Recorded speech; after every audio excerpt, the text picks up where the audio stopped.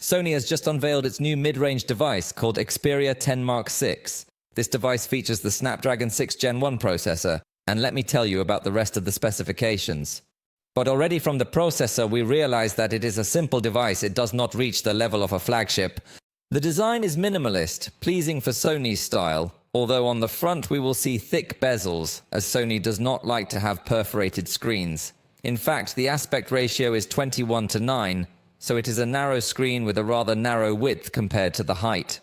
It has a measurement of 6.1 inches and is commonly known as Triluminos OLED, featuring full HD resolution and a refresh rate of 60 Hz. What is this? Is it 2006? It seems like Sony really messed up in this aspect. I think many people are going to protest about this. 60? Seriously?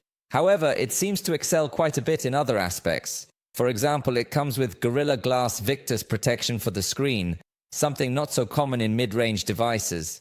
It also incorporates IP68 water resistance, so it can be submerged with high chances of survival.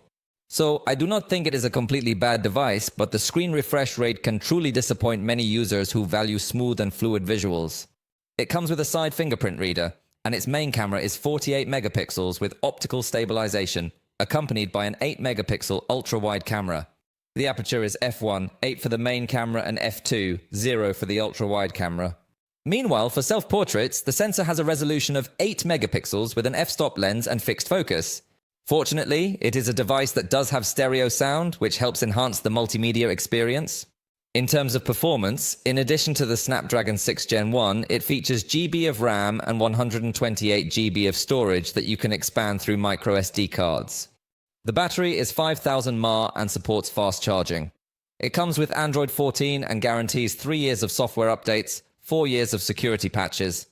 It is available in black, white and blue colors at a price of €399, but remember that the prices here are not the same as those over there. Please inform me of your opinion regarding this device, which I believe has some positive aspects, but doesn't quite stand out too much.